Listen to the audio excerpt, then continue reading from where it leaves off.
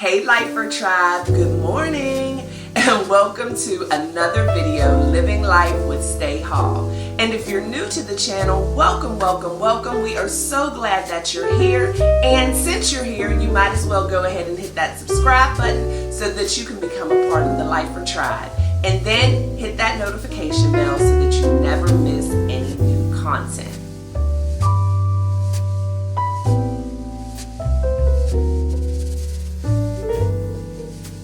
Do I even have to say we are in the bathroom again? I'm not going to talk much about what I'm doing with my skin. I've already washed my face or cleansed my face. I just still need to do my toner and things like that and then put on my makeup. I just wanted to chit chat with you guys about the Woman King, and I have a very busy week, and so as I was thinking about how I wanted to set up this video, I'm like, you know what, we're just going to do another makeup, mini get ready with me, chit chat, because we're kind of killing two birds with one stone because we have a lot to do today. We have to go to the chamber today. We have a Cancer Foundation fundraising event this afternoon. And it's just a busy week. So I'm like, my Lifer Tribe is going to have to stick with me while I get ready for this stuff, but we're still going to chit chat. So let's get into it. I'm going to start with my primer, but I'm really going to try not to talk about these products or anything a whole lot because that's not what we're here for this morning. We just ignore the getting ready while we chit chat. So over this weekend, I had the opportunity to go to the drive-in to see the new Viola Davis movie, The Woman King, and I just wanted to talk about it. Y'all already know that I'm not a big movie person. You're probably tired of me saying that, but I'm not. And so I tend to go to the movies for my husband and just like as an outing, quality time. We do the drive-in, so it's always cool. I can still be on my phone or my laptop or whatever. And I pay attention, but you know, with my ADHD, I'm usually in and out and always asking him questions when I do catch something like, who was that? Well, why'd they do that? Driving him crazy. You know how it goes. But this particular movie, and just like the last one that we saw, Honk for Jesus, just kind of got my attention right away. And I really paid attention. And so The Woman King, I was a little confused in the beginning. Not in the beginning of the movie, but when I first heard it was coming out, because again, I'm not paying a whole lot of attention to what's going on. So I thought it was going to be like a superhero type thing. Like, don't laugh at me, y'all, but I did no research, nothing. I just was like, oh, this is going to be an action movie superhero, but I love me some Viola Davis, so I'll probably end up going to go see it. But I had no idea what the movie was really about until I saw the movie. And so there were just some things that I wanted to chat with y'all about that really hit me. And like, I have notes, y'all, that I took literally in pitch black at the movies. So I'm going to jump around probably. I don't want to really spoil the movie for anyone. But I just want to give my takeaways. And then I know there's a lot out on the internets about the movie that, you know, maybe may not be so favorable is what I think. But the first thing that I wanted to touch on is the fact that it is definitely true when the Bible says what's done in the dark will come to light. People do things to other people. They victimize other people, and they feel like because it's just between them and that person, you know, because maybe they've manipulated the person or threatened the person not to tell what they've done. And, you know, a lot of times this happens with molestation, rape, things of that nature. The kind of, if you say anything, I'll kill you and your entire family, or, you know, I'll kill your mother, I'll kill your little sister. And they think that kind of like seals the deal. No one's ever going to know. It's never going to catch up with them. They're never going to have to pay for what they've done. And that was something that really stood out to me in this movie, along with the whole thing that vengeance is mine, which I definitely look at that scripture a little bit differently after seeing this movie. So I don't really want to spoil, but I have to talk about the movie. So Viola Davis was a victim of rape at some point, and no one really knew about this rape and the different things that had happened, and there was no vengeance for that rape that she knew of. You know, the person had never paid for what he had done to her, and she just kind of had to live with that her entire life. And then the guilt and shame that also comes along many times when people are victimized in that way with sexual abuse. But what ends up happening in the movie is that it does end up being revealed, and the way that it is revealed is bittersweet because it's in a beautiful way, and it brings her back into relationship with someone that she had to give up because of what happened and how it happened and the guilt and shame and all that she had. And then she ends up being able to get her vengeance herself after all these years and is able to confront this person one-on-one. And so I hope y'all are picking up what I'm putting down, because I'm really trying not to be detailed as far as the story. But again, I want to talk about it. And so, you know, whenever we have grown up, for those of us who've grown up in the church, and you hear what's done in the dark comes to light, you know, we kind of know what that means, that, you know, eventually every wrongdoing is going to surface at some point. But then also we hear that vengeance is mine, saith the Lord. And for me, I always just believe that to mean, you know, it's not up to us to get vengeance, and, you know, God will take care of that person, and you may never even know what happens, but you just have to trust. But what this movie showed me, and maybe y'all already thought about it that way, but is the fact that even though vengeance is mine, saith the Lord, that doesn't mean that he's not going to put you in position to be able to be the one that gets that vengeance, the one who is able to actually hold that person accountable. It's just the fact of what I'm seeing now is sometimes we just have to wait to see it unfold and how things are put in place and people are in place. It's just that guarantee that this person will eventually be held accountable for what he's done. But you may be the person who's able to hold them accountable. It's just not up to you to seek that vengeance and live your life in a way of, I got to get you back, I got to get you back. So that was just a little eye-opening for me. It may be very elementary to some of y'all, but I just had a certain way that I thought about that like my entire life. And then that movie was just like, you know what? Sometimes we do get our own vengeance. When the Lord is saying vengeance is mine, that just means let me take care of it. But that doesn't mean that you're not going to be able to participate in it. So that was just an eye-opener for me. So y'all can laugh at me if you want, but I was like, okay, I see what you're doing, Lord. I see. So that was the one thing. Let me see. The other thing that I really saw in this movie is that I talk about it all the time, which is judgment. And we just can't be too quick to judge people. We're not supposed to judge people ever, but people have their own reasons for why they do things. And they don't have to explain their reasons to us. It's what they have to live with and the choices that they make. And just because it's not necessarily the same choices that we might make, it doesn't mean that the choice is wrong. And that's something that I see happen in society a lot, is the fact that people want to judge people for the decisions that they make in their life without even really knowing why they've made certain decisions. And sometimes there's a lot of things that happen behind the scenes that we're not privy to, and that person is actually making the best decision for them. And then actually, if you knew why they were making the decision they were making, you might have made that same decision yourself if those were your set of circumstances. So that was something else that I thought about in the movie, because there were a lot of decisions that needed to be made in the movie that, you know, on the surface seemed like, why would you do that? You're such a horrible person or whatever. But when you get into the whole detail of everything, you realize that maybe they just didn't feel like they had any other choice at that time, and they were just making the best decision, because we do get into self-preservation mode. You know, and sometimes, you know, everybody makes mistakes. No one's perfect. So wanted to talk about that. Let me see.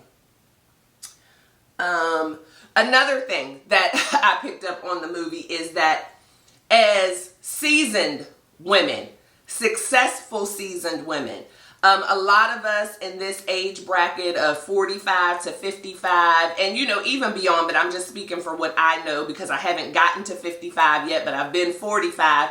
And as I creep up on 55, I'm seeing that during that span of my life, and even before, I have had to be in control, very dependent, and feeling like I'm older, wiser. You know, I've been through a lot.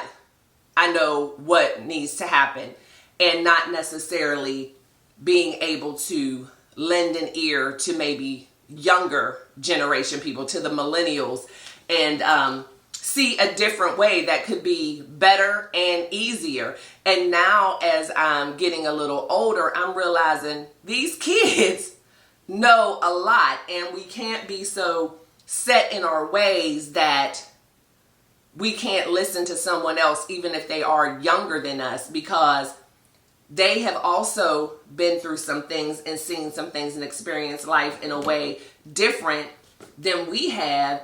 And they have seen the way we've done things for so many years through raising them, that they've been able to find, and I'm going to go ahead and say it, better ways to do some of the things. So we have to be able to, instead of, you know, that, oh, you know, I know what I'm doing, I've been doing this for a long time type of thing, to be able to listen to some of these younger people, because they think outside of the box. They're not afraid, where a lot of times, even though many of us have courage and confidence, but just the way things are in life, we felt like we had to dial back, we had to follow instructions, where they're like, I'm going for it.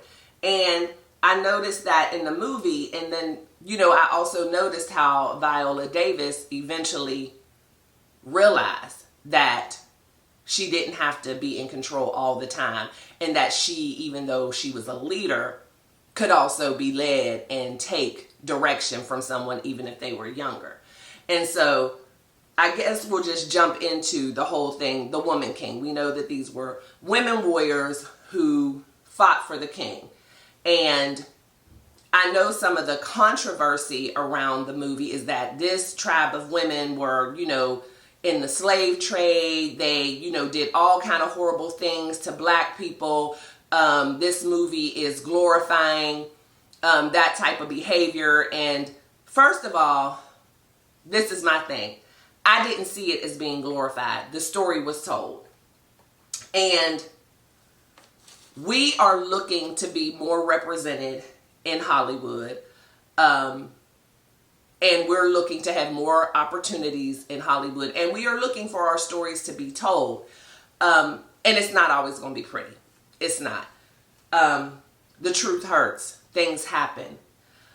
These women did do some horrible things along the way. And they do touch on that in the movie, because I've seen where a lot of people were saying, you know, they just glorified it. They didn't touch on that. But they did touch on it. And Viola Davis's character wanted to change that. She knew what had been done, and she wanted to find another way. And I believe that in those times, we were still in a situation of not knowing our place, not knowing our worth as far as black women, and just kind of doing what we were told, but still trying to do it to the best of our ability. And these women's were women's, Lord. These women were victimized in a lot of ways as well. And so I don't really want to get into that a whole lot. Your opinion is your opinion. But I just believe in, which I know, you know, I even said when we talked about Honk for Jesus, I mean, tell the truth, shame the devil. I mean, if it happened, it happened. And just because we do a movie about it doesn't mean that we're glamorizing it or glorifying it. It's just the story. But at the same time, you also do want to be able to see the good that can come out of bad as well. And so there was a change, and they were doing that as a way to make money, selling their own people and things like that. But she wasn't comfortable with it and did come up with other ways. And that's when they, started discussing the selling of the palm oil and things like that. So, the movie had a different story, in my opinion, too, which I think may have been a reason why that wasn't dealt with like the entire movie, or just telling that whole story, because the movie really wasn't about that. The movie was more about her journey. I mean, it was called The Woman King, and there is definitely a deep story there just about her journey, her experiences, the things that she had gone through. But they did touch on that. They did. It was not skipped. It was not, like never mentioned, like, oh, that didn't even happen. They did talk about it. And, maybe, there can be another movie who deals with that specifically, but I don't think that it was just a Hollywood, let's pretend that never happened type of thing. It just wasn't the story for that movie. The story was about her journey. So that's just my 2 cents on that. But I feel like the movie was awesome. I feel like they did a great job with that. And I actually give them kudos for being bold enough to mention that and make sure that that was touched on, even though it may have, been glossed over, some people think. But again, that wasn't the story for that movie. And we have to realize, if we know the history of things, and we've read the books and done the research, whatever, when you're watching a movie, just because it is that time period, just because that might be a part of the story, that particular storyteller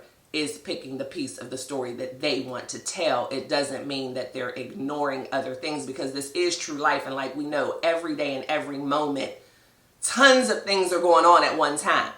I can't sit here now and tell you every piece of what's going on in my life right this moment. I'm dealing with you guys and I'm talking about this movie. Does that not mean that my husband's battery was dead this morning when he went to work, and he had to jump the car and he's going to go buy a new battery? Does that not mean that I got a phone call from my son this morning and he needs me to do something for him? No, all that happened today. But as I sit here with you now, I'm just talking about the movie. But that doesn't mean that I'm ignoring the other things that are going on in my life. I hope that made sense, because I kind of pride myself at being able to come up with good analogies. So y'all let me know in the comments if that was a good one. Let's see. Another thing I wanted to talk about is, I did a TikTok on this. So if you guys aren't following me on TikTok, you need to go ahead and do so. But the whole I don't do women thing, I don't know if you guys have ever heard anybody say that, but unfortunately it's something that I've heard a lot. Women are messy. I don't do women. I prefer the company of men, and women are always keeping up drama. You can't trust women. Every woman wants your man, or if you don't have a man, they don't want you to have a man because they don't have a man. And I hate that. And one thing that I saw in this movie is women working together, women sticking together, and women being there for one another and needing each other. Those women could not have survived without each other. They had that commonality. Even though they were warriors, they were still women. They were still on an island. They were still going to be low on the totem pole unless they were doing what they were told to do. And they stuck together. And they helped each other. They fought together, and it was like no woman left behind. And I feel like we need more of that today. Just because you may have had a bad experience with a woman, with a friend may have betrayed you. Maybe some girl did try to hit on your man, whatever. Those are still individual situations. And I hate the fact that when things like that happen, and it's not just with women, but anytime we have a bad experience and just lumping it all together, like it's all of everything. Rarely is anything all of anything. So that's something that I just kind of picked up in that movie, because we have bad experiences at restaurants, but we still continue to go out to eat. We might not go to that restaurant, but we're going to find another restaurant. We go to movies that we don't really like and we're disappointed. That doesn't mean we're never going to watch another movie. So it's the same with people. Because you have a bad experience with one, maybe two women, how does that all of a sudden go to, I don't do women? It doesn't make sense to me, because I'm sure the same women who are saying I don't do women for whatever reason have probably had a bad experience with a man or two in their lives as well. But I don't think they've given up on love. I don't think that they're like, oh, I'm just never gonna, you know what I'm saying? It's like, so we need to give that same grace to our own species, you know what I mean? And know that people, sometimes even if you have that bad experience with a woman, it doesn't even mean that that woman in particularly is just a messy woman. Maybe you just caught her at a bad time in her life. Maybe she was going through something. Maybe there was a misunderstanding. And then again, maybe there wasn't. So you just don't fool with that woman. But I can't talk this morning, y'all. But that's just something that I picked up on this movie, that they had to work together. They had no choice, and they did it, and they were successful at doing what they needed to do. And I just encourage more of us to do that. I mean, I love working with women. I have a great collaboration coming up too, so y'all definitely want to hit that notification bell, because a sister who is just bad to the bone in this creative space is going to be joining me for a video, and I love that. And we have some things that we're going to be working on to maybe do some things in person, conferences, brunches, you know, and I'm excited to work with her, like so excited, and just so grateful that when I reached out, she was like, of course, absolutely. That's the kind of thing that we need to do more of. So let's see, what else is in my handy dandy notes here. Okay. I wrote in my notes, sometimes you are called to heal the pain that you denied. And there are times in our lives where we can do things that can be painful to other people. And we may be the same people who can help them heal from that pain. Apologies don't necessarily get it, but there can be a time where you can step in, and where you were once that person's pain, you can now, through your own healing, be able to bring that person joy, either directly or indirectly. So you never have to, or you should never close the door of reconciliation or give up on the possibility of a relationship that was shattered and broken having to be that way forever. It doesn't always happen, but there is a possibility. Like, never say never. We all change, we all grow, we all make mistakes. But if we are aware of it and we do the work to change and grow, we can be that person who helps the person that we once hurt. And then sometimes when we've hurt people, we don't even realize it, because at the time that we've hurt them, we were hurting.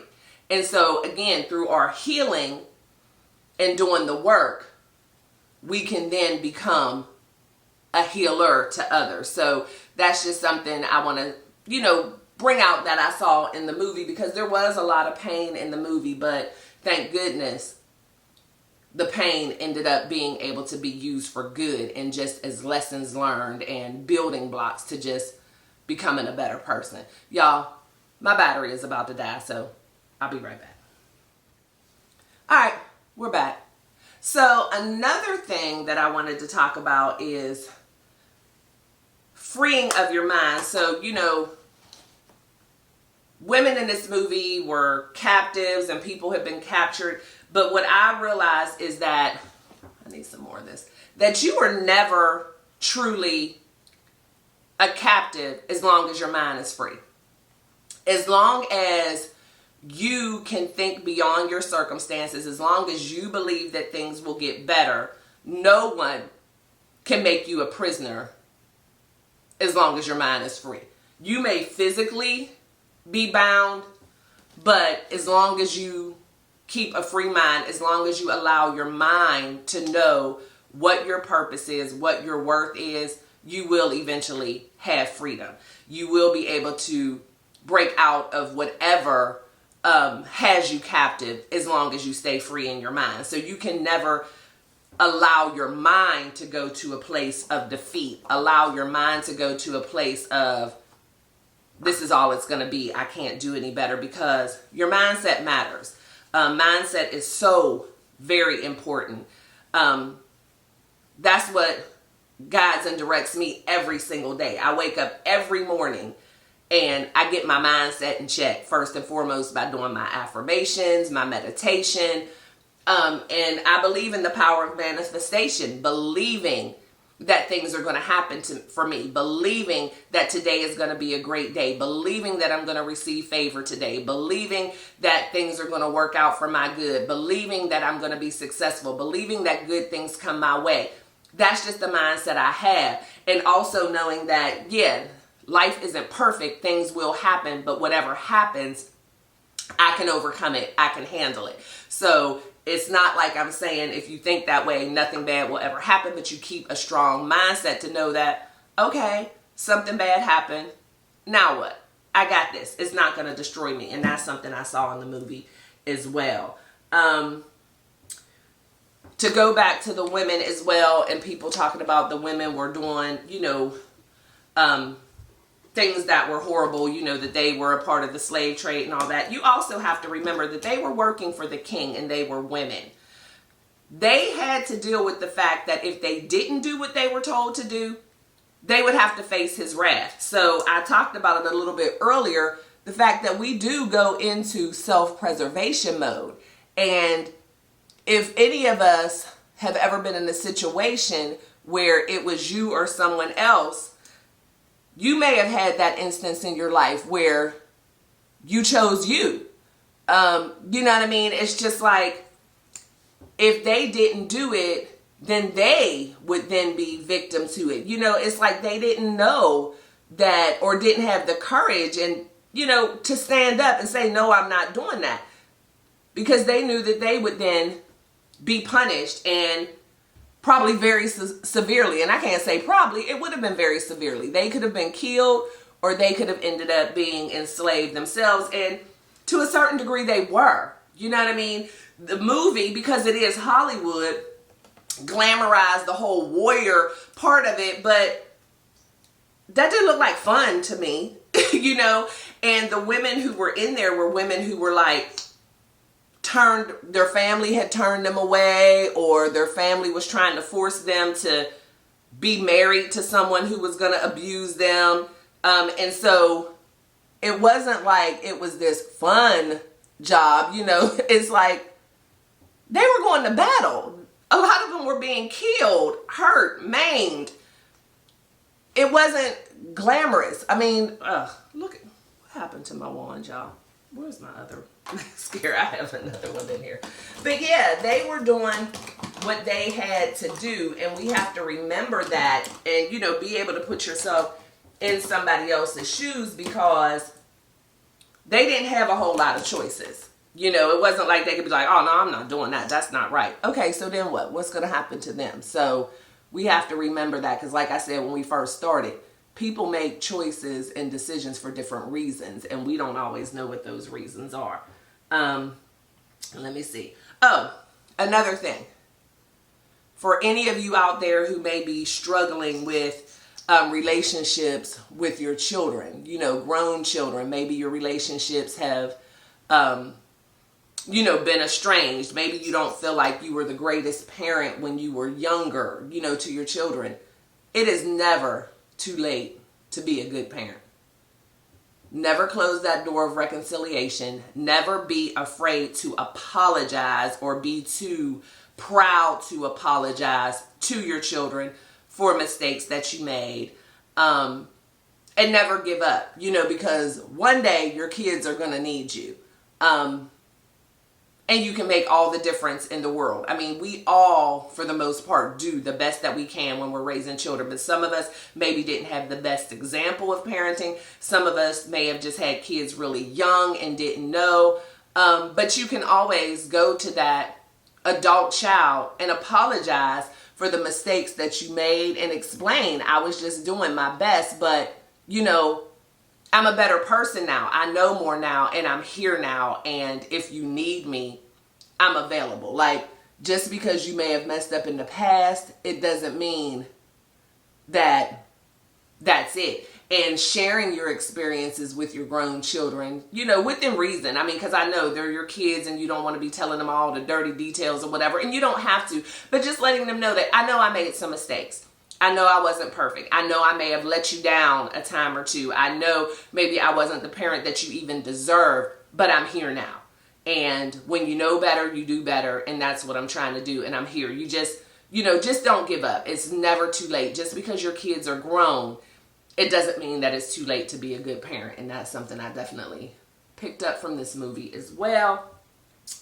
And let me see.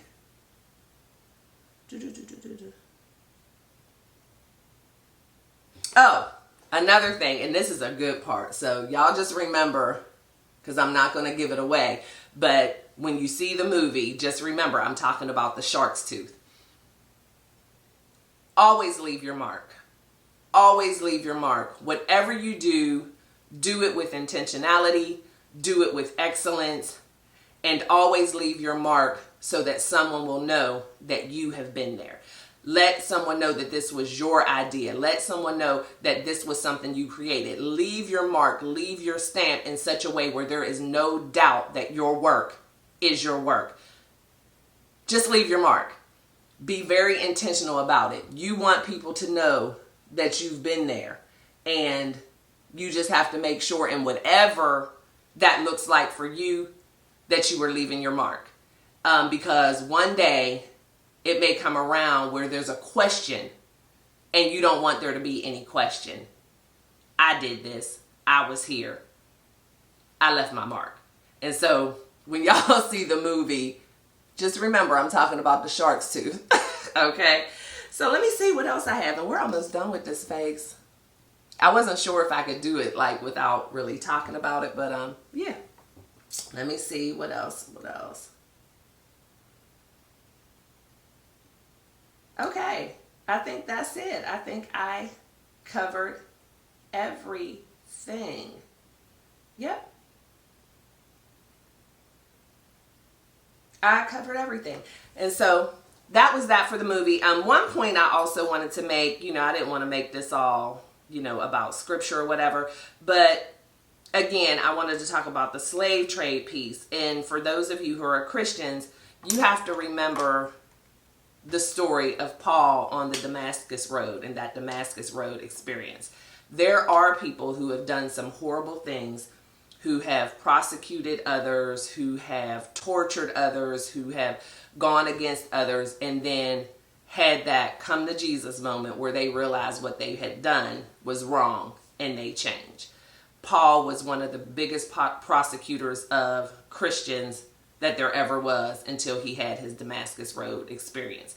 And I believe in that movie, there was a Damascus Road experience and people did want to right their wrong. And so, again, you don't want to just hang your hat on one thing and think that that's all there is to be told about any specific story.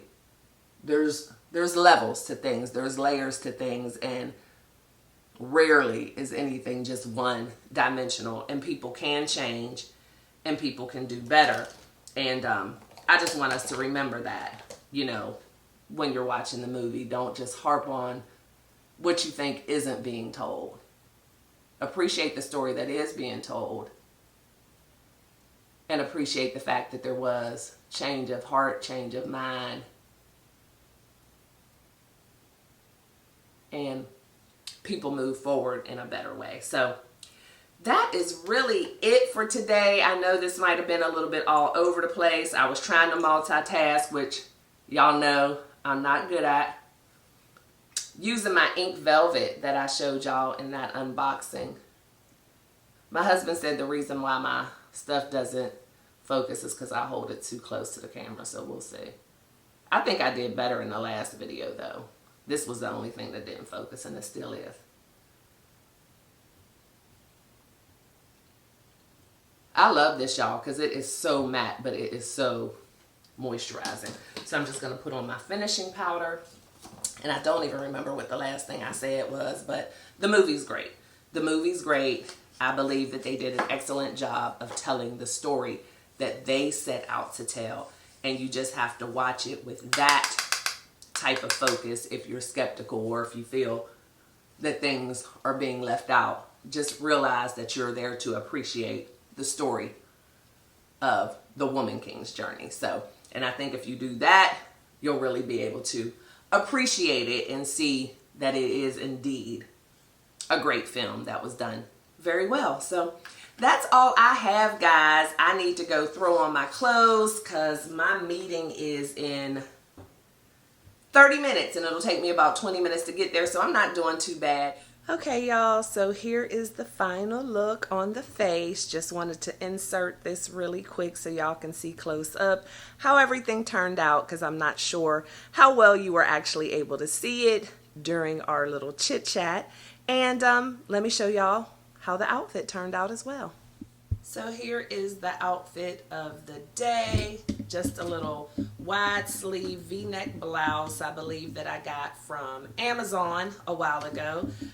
Some mom jeans that are distressed. I have on my Coach sandals that I got the other day, if y'all remember. And just a little Gucci tan Vermont crossbody, and then I have on my Gucci studs and my Coach star necklace. I've had this necklace forever, y'all. But yeah, so outfit of the day. But yeah, guys, thank you so much for tuning in.